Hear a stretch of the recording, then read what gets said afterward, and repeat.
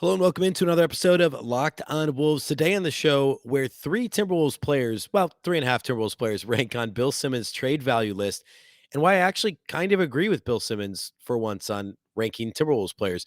We'll dive into that, plus catch and shoot numbers for the Timberwolves, why the Wolves acquired a couple of the players that they did this offseason, and which Wolves players got better in catch and shoot three-point situations, which got worse, and why it's really important to what the Wolves are going to try and do this year offensively. Welcome in. You are Locked on Wolves. You are Locked on Timberwolves, your daily Minnesota Timberwolves podcast. Part of the Locked On Podcast Network. Your team every day.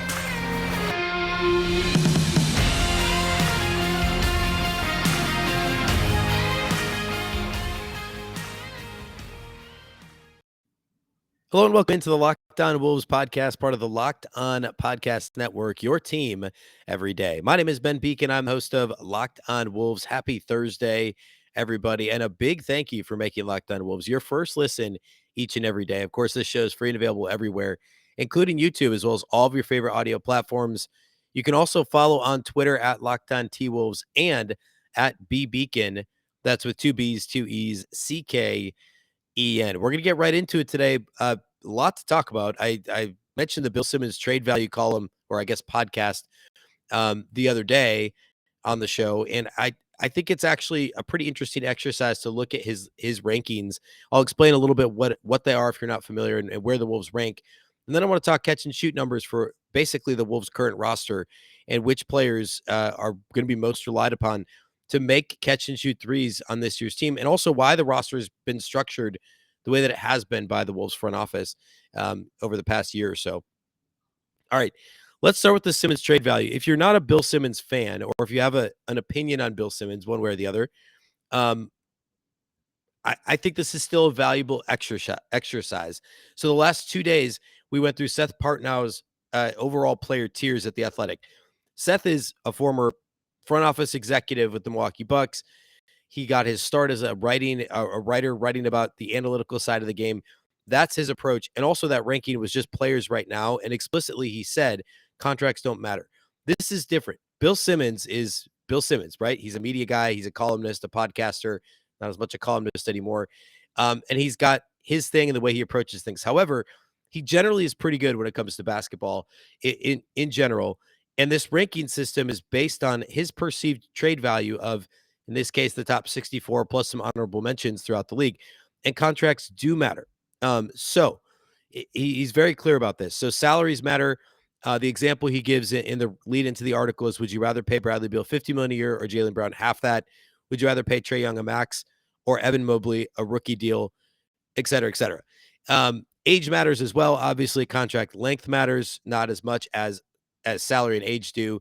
And then also he talks about something that's relatively new, which is happiness matters. Like, for instance, the example I'll use is Kevin Durant. How many teams are legitimately trying to trade for Kevin Durant? Everybody's probably called, but a team like Phoenix or, I don't know, Golden State or one of those teams is far more likely to be willing to give up more because Durant is more likely to be happy there than he would be in, I don't know, insert smaller market, Orlando or Minnesota for that matter. Obviously, the Wolves aren't going to be involved in those conversations after getting Rudy Gobert, but I think it's important to point all those things out. He also mentions, and in the process of explaining this, Simmons throws some shade at the Timberwolves. He says bizarre real-life trades should affect the list. In Simmons' opinion, and of course, I disagree with this take. I've talked about this. I think I even mentioned the Simmons-Russillo conversation about this a couple weeks ago about the Gobert trade. Simmons says, quote, the Timberwolves just paid 225 cents on the dollar for Rudy Gobert, then hilariously bragged about how they held on to Jaden McDaniels afterward if the Celtics made a trade like that, blah, blah, blah. We don't need to talk about Simmons Celtics takes. And then he said he had Gobert in the 40s, but he's got to be in the top 30 now because of what he just fetched on the trade market. He's not wrong. I obviously disagree with the take, but it's a good thing that real life trades impacted his trade value list. So that's essentially the lead in. There are 4 Timberwolves players mentioned. This was a podcast, I should say, on the Ringer Podcast Network, the Bill Simmons pod, about 10 days ago.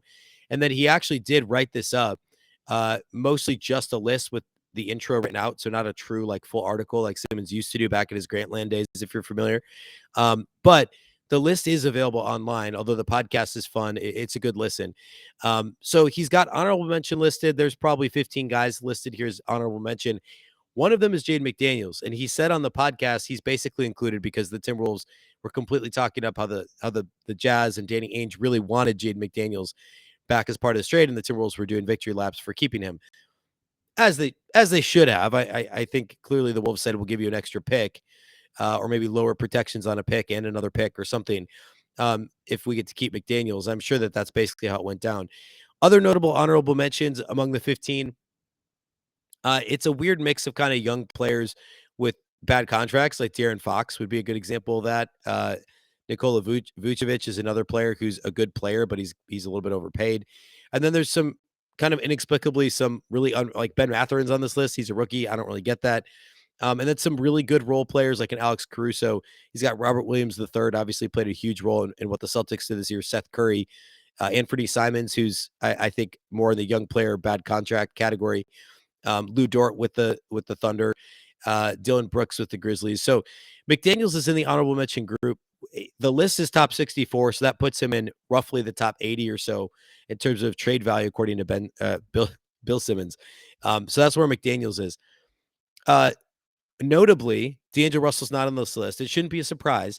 I think he could have cracked. I think he could have been close to honorable mention for this reason. Last year he wouldn't have been, but he had his best year, arguably ever, certainly since his All-Star year in Brooklyn. I'm talking about D'Lo now, and he's got an expiring contract. Yes, he's expensive.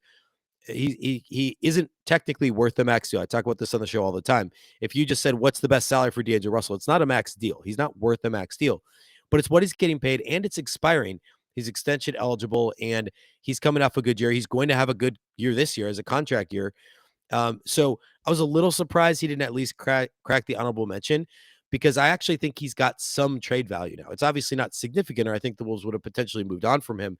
But I mean, he's still a 20 plus point per game guy that can get a bucket at any time. And he's a better player than most of these guys on the honorable mention list. So surprised me just a little bit. I should also say he left out Kyrie Irving, Ben Simmons, and James Harden because of, well, I mean, you can insert reasons for all three of those guys yourself. So then he has his top 64, 58 through 64 are quality starters. I'm not going to go through every name. Group K is the upside gang. So a bunch of guys who probably could be higher depending on what they do this year. Jaren Jackson Jr. is in this category, by the way. So, like, for instance, on Partnow's list, Jaren Jackson Jr. was in the same category as Karl-Anthony Towns in terms of on-court impact.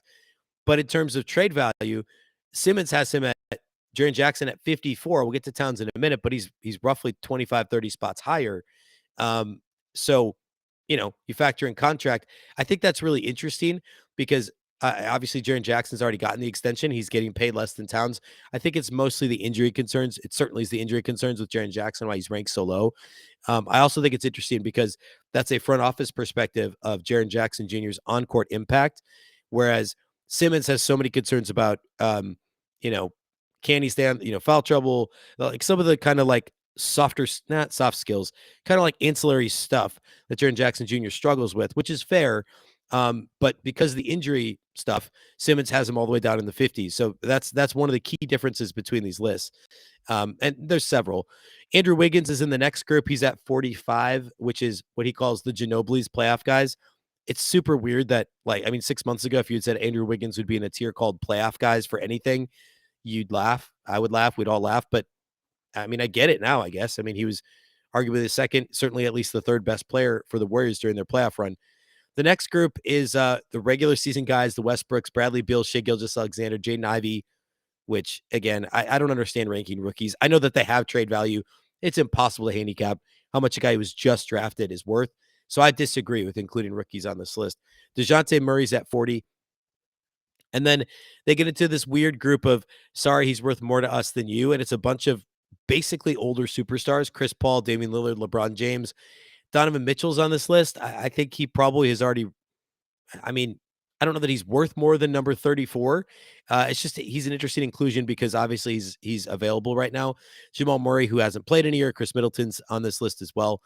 And then we get into the 20s, which is where you'll find a couple of Timberwolves players. So let's talk about where the Timberwolves players ranked and which Wolves player ranked highest, exactly where and why. We're going to do that here next. First, Let's talk about our friends over at Built Bar. From the people who invented healthy and tasty comes the latest gift to your taste buds. You've probably tried the amazing coconut brownie chunk Built Bar. If you haven't, you have to. It's by far the best flavor, even though they're all fantastic. But guess what? Your friends at Built have given coconut brownie chunk the Puffs treatment. That's right. The coconut brownie chunk Built Bar flavor that you love in a deliciously chewy marshmallow covered in 100% real chocolate. It's like a fluffy cloud of coconut brownie goodness. But stop drooling and listen. They're actually good for you. Low calorie, low sugar, high protein, and all delicious. Coconut brownie chunk puffs are only here for a limited time. Go to built.com now to make sure you don't miss out. They're going fast because they do taste amazing. And again, all Built Bars are made with collagen protein, which your body absorbs more efficiently and provides tons of health benefits. Eat something that tastes good and is good for you. The best part about Built Puffs is, of course, they taste amazing, but you can enjoy them guilt-free because they're actually good for you. They're the perfect treat, perfect when you've got a craving, you need to satisfy your sweet tooth, or if you need a quick, healthy snack. They're an excellent source of protein. Delicious coconut, rich, sweet brownie, creamy marshmallow.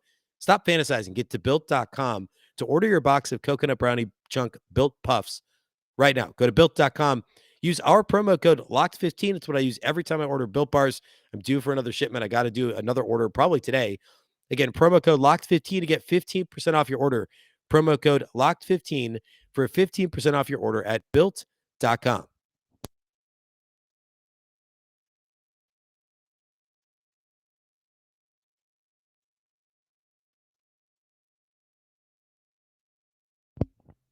Which NFL stars move the betting line the most? Starting this week, Locked On gives you the 50 most valuable players in the NFL. It's training camp time. I believe the Las Vegas Raiders kicked off training camp already this week with a bunch of other teams to follow. The top 50 most valuable players in the NFL from the odds makers at BetOnline, available this week on Locked On NFL, wherever you get your podcasts, plus on YouTube. All right, continuing the Bill Simmons trade value rankings, we're into the 30s. There's a group called Too Young, Too Cheap, Too Good. I mean, LaMelo Ball, interestingly, we'll get back to him in a minute, is at 33. Jabari Smith Jr., Jalen Green, Chet Holmgren's on this list, Paolo Banchero. So there's three rookies, Darius Garland, three rookies in the 28 to 33 range. I don't know. It's impossible to say if they're really like, if you called up, so like a couple names ahead of this or behind these guys, if you like by definition, this list, this is what doesn't make sense, is if you called up the Lakers and said, we'll give you Chet Holmgren for LeBron James. Obviously, contracts don't match, but you could figure it out, I guess. I mean, no, the Lakers wouldn't do that. They just wouldn't do that. It would be insane. Like, yes, I understand that in 5 years from now, LeBron's out of the league and Chet's probably an all-star, certainly a starter in this league. But you wouldn't do that. And that's the whole point of this list. So I don't like the rookie rankings because I think it's just impossible to do it right. But at any rate, so Group F is 22 to 27. And the title that he gave this group is If You Tell Woj, I'll Deny It to the Death, But I'm Listening. 27, Zach LaVine. 26, Pascal Siakam. 25, Rudy Gobert. 24, Karl-Anthony Towns. 23, Kawhi Leonard. 22, Zion Williamson. I mostly agree with this ranking until we get to Group E. And I'm going to skip ahead just a little before I come back to Towns and Gobert. Group E he has titled Let Me Save You the Time, N.O. Brandon Ingram, Drew Holiday at 20, Jaylen Brown, Bam Adebayo. Now, if you called up the Wolves and offered any of those guys for Karl-Anthony Towns, like obviously team situation matters, and that's other than the rookie stuff, probably the biggest weakness with this is some teams would maybe say, if you had Karl-Anthony Towns, say, yeah, we'll do Brandon Ingram for Karl-Anthony Towns. We think Ingram's better moving forward or whatever. The Wolves would not do that because they have Anthony Edwards. And I mean, why would they, right? Like, it doesn't make sense given how the Wolves are currently structured to do a Towns for Ingram trade or like a Towns for Drew Holiday trade. The Wolves would not trade Karl-Anthony Towns for Drew Holiday. I just don't think they would. So team situation is going to matter a little. For the most part, I agree with having Towns and Rudy Gobert in the mid-20s for trade value. I think Towns should be a little bit higher because as much as fans, and I put Simmons in this category because he is first and foremost a fan. That's his thing, right? There's this kind of oversold frustration with some of the Towns stuff that he does that is frustrating. And obviously what's front of mind for people, especially in the national media and fans, casual fans, non-Timberwolves fans, is Towns' poor performance in the play-in game and his poor moments in the first round series against Memphis, because those things, I mean, he had a couple of real stinkers, right? The Clippers game was awful. There was at least one, maybe two games in the Memphis series that were also not very good at all. And I mean, that's what's front of mind. And that's what happens when you're on the stage of the playoffs, is that's what people remember. I think if that series, even if they lose the series, but Towns maybe doesn't have the stinker against the Clippers, I bet he's in the next group. I bet he's in the 18 to 21 range on this list. And that's how fickle stuff like this is on a national scale. And obviously that's, again, a weakness of this exercise. But Towns being in the same group as Gobert, and then also Kawhi Leonard, Zion Williamson, nothing to sneeze at, and probably close to about right. Now, what I said about the Wolves and how they value Towns also applies to the next group, Group D, true franchise guys. The Wolves would not trade Karl-Anthony Towns for Trae Young. They would not trade him for Cade Cunningham. They would not trade him for, really any guys on this list. Like, why would you trade him for Anthony Davis at this point in Anthony Davis's career? Yes, in a vacuum, if healthy, you'd argue that Anthony Davis at this moment is still a better player, but Towns has, knock on wood, had better health. There's a series of reasons why you'd prefer to have Towns. You also, and this is something else Simmons claims matters in this list, is you have to consider value to current team and the market. Towns has been loyal to Minnesota with what he said, and obviously re-upping recently again on his contract, getting the Supermax. Like, I mean, what would the upside in trading Towns for Anthony Davis be? Like, that wouldn't happen. So that's, again, a weakness of this list. But still, interesting to consider. The true franchise guys from 11 to 17, he's got Trae Young at 17, Scotty Barnes at 16, which is too high. Everybody loves Scotty Barnes. He's really good. 16 is too high for a guy who's 1 year into the league. Cade Cunningham at 15 is way too high. I'd have him behind Scotty Barnes. I'd have Cade probably in the 20s. Paul George at 14, Jimmy Butler at 13, Anthony Davis 12, Devin Booker 11. He put Kevin Durant at 10 because it's weird. It's a weird situation. I think in a vacuum, he's probably higher, but given the situation, it pushes him down lower because of the Gobert trade, frankly. And then Anthony Edwards, the only other Timberwolves player on the list, he's in Group B, ranked in the 5 through 9 rankings called the Untouchables. Anthony Edwards in the Untouchables category, number 8. Number 9 is Evan Mobley. Number 8 is Anthony Edwards. 7, Jason Tatum. Joel Embiid's at 6, and John Morant's at 5. Simmons and Russillo talk about on the pod. They have a conversation of, do you push Embiid down to 9? And which would put him, of course, behind Edwards and slide everybody up a slot. They ultimately decided not to because of Embiid's value to Philly, and obviously being an MVP candidate matters. I actually think this is a really good ranking for Edwards. Would the Timberwolves trade Anthony Edwards for Jason Tatum? Yeah, probably. I mean, like, but at the same time, they're both in the untouchable category. So that's a weird, like, obviously Jason Tatum is better now, but you factor in Anthony Edwards' personality and the heartbeat for this team that he is, and how much the city loves him, and everything else that comes with Ant, the Ant experience. No, why would you mess with that? It's not like that has to factor in here too. So he's in the same group. Tatum's at 7, Embiid at 6, Morant at 5. Ja's maybe, like, Ja's similar to Ant in the sense that, and I know he's been an all-star and he's a couple years ahead of Ant in terms of career path and career development. The city of Memphis loves Ja. He loves the city. He is that team. I think in a year, 2 years, maybe a year, I think Ant's a better player than John Morant. I just think he will be. There's just so much more upside to what Ant can do, given his size, the defensive ability, the shooting stroke is better from the perimeter, and he plays similar to him in terms of getting to the rim. Ja's better at that, but Ant has that similar mentality with more size. So if he figures it out, if something else clicks there, then I mean, like, he's going to be clearly better than Ja in just a couple of years. So Ant's in the Untouchables group, 5 to 9 at number 8, I think makes a ton of sense. At this point, you could guess who the top 4 are. Giannis is 1, Luka is 2, Nikola Jokic is 3, and Steph Curry is 4. So Ant's at 8. I mean, ahead of Evan Mobley, ahead of Kevin Durant to the trade value. This is 100% true. The Wolves would never trade Anthony Edwards for Kevin Durant. They just wouldn't. They wouldn't trade him for Devin Booker. They wouldn't trade him for Jimmy Butler at this stage in both of their careers. They wouldn't trade him for Paul George. Like, this is accurate. Would they trade him for Jason Tatum? Probably not. But Tatum's significantly better at this stage in their respective careers. So it makes sense to have him higher. They also wouldn't trade him for John Morant, I should say. So for the Wolves, like, the only guys that they would consider trading Ant for would be guys that aren't going to get traded. Steph Curry, Luka, and Giannis. Those are probably the 3 guys that they would say, sure, you can have Ant if I can have Giannis, if I can have Luka, if I can have Steph Curry. I'm not saying I would. But I think like if you run an NBA front office, if for some reason that came up, you'd have to have that conversation, right? So go check out this list. The podcast was posted about a week and a half ago, and I believe the article did as well. But again, the pod is a much better experience for that list with Simmons and Ryan Russillo commentating on it. So go check it out. I think the Ant ranking is good. I think the Rudy ranking is good. I think Towns is slightly low, but otherwise a fun exercise to be sure. All right, let's wrap the show up today by talking catch and shoot. I want to talk catch and shoot numbers for the Wolves roster, some of their new acquisitions, and specifically, I think Anthony Edwards' numbers are really interesting. So we're going to get into that here next.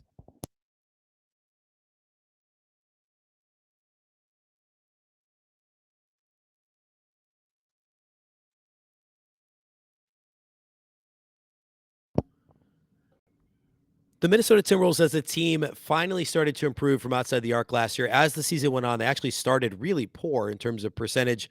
They were always one of the higher volume three-point shooting teams, but you had guys, I harped on this all last season, the weird career lows that guys were shooting. Now, Patrick Beverley bounced back a little, still not a great year for him. Taurean Prince bounced back a lot. He was shooting like 20% from three in December last year, like 6 weeks into the season, 2 months into the season, but had a great January, February, March, pulled that percentage up. We still saw D'Lo struggle percentage-wise a little more than we're used to seeing. So D'Lo and Beverley actually still brought that down a little. But we also had some guys improve from outside the arc. And specifically in catch and shoot situations. So Anthony Edwards, as a rookie, shot just 32.9% from three, obviously below league average.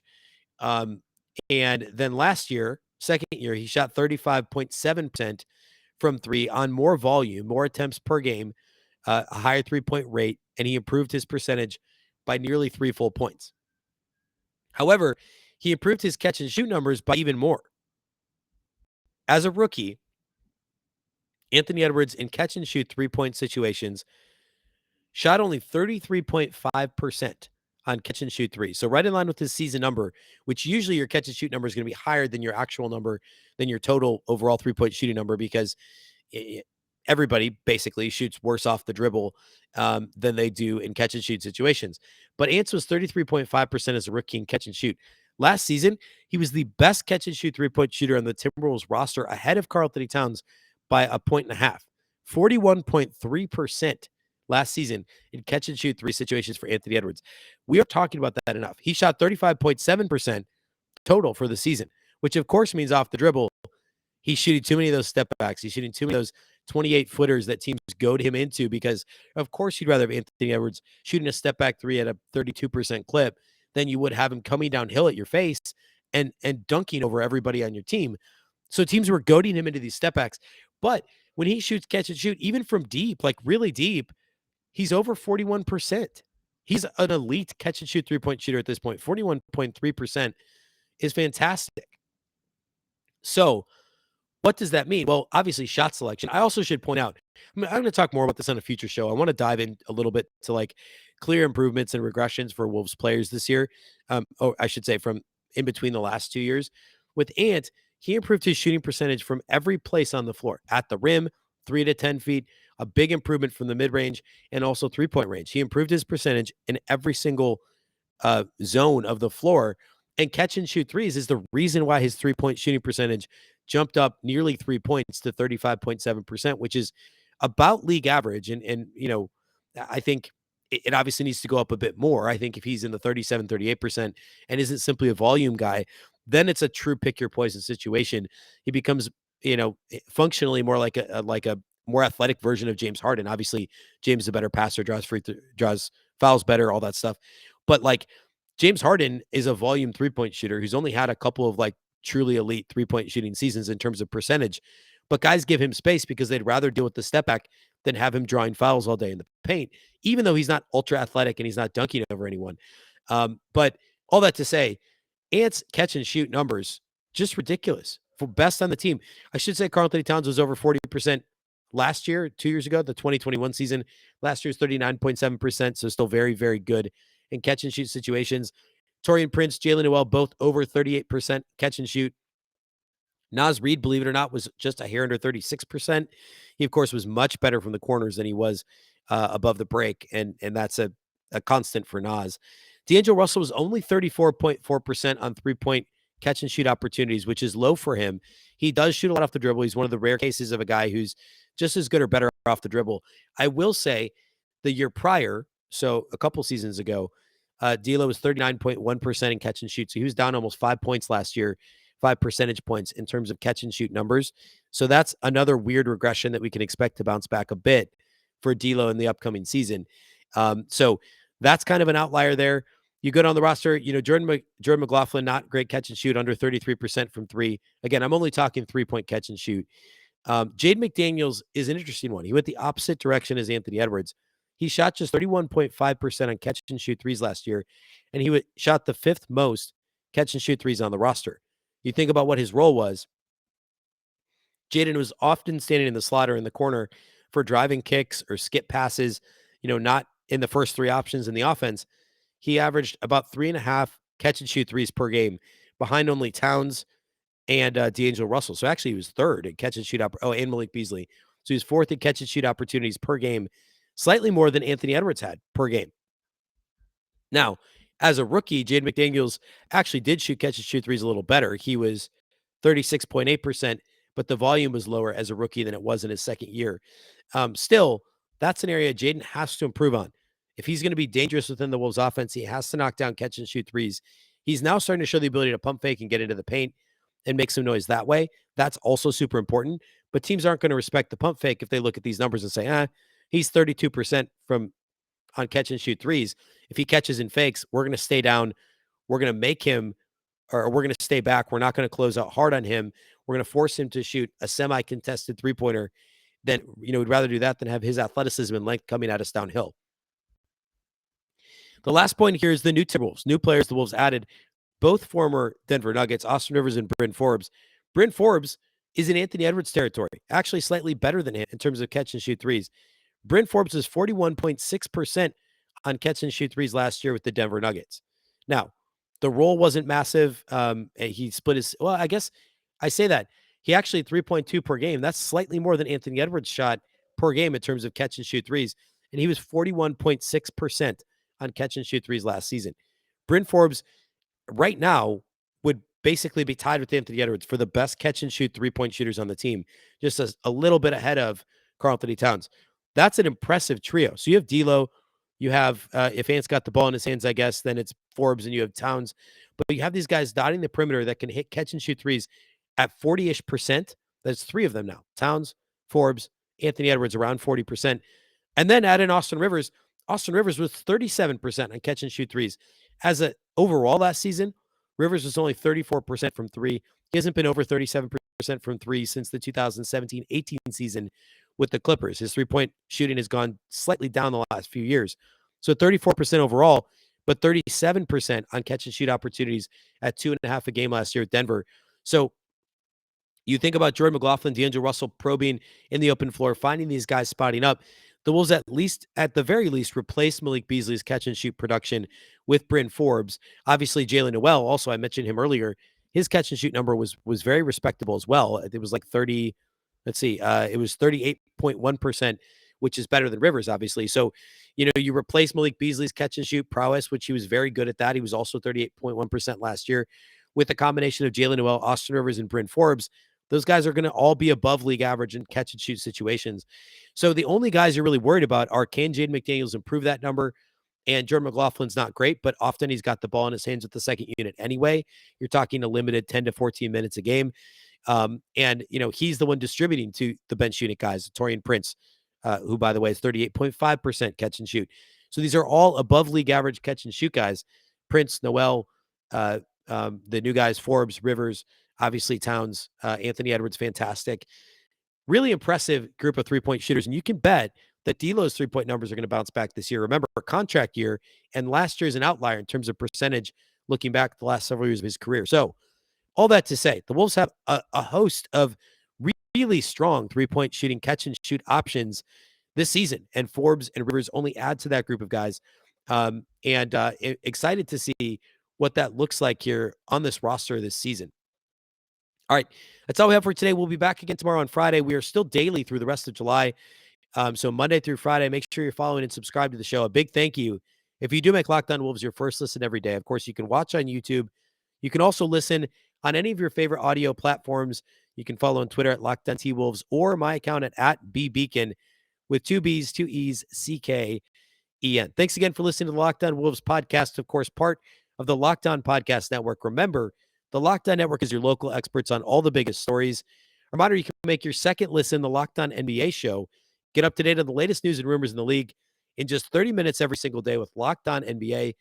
Locked On NBA, your daily NBA update in just 30 minutes. Once again, I'm Ben Beecken. This is the Locked On Wolves podcast, and we'll catch you next time.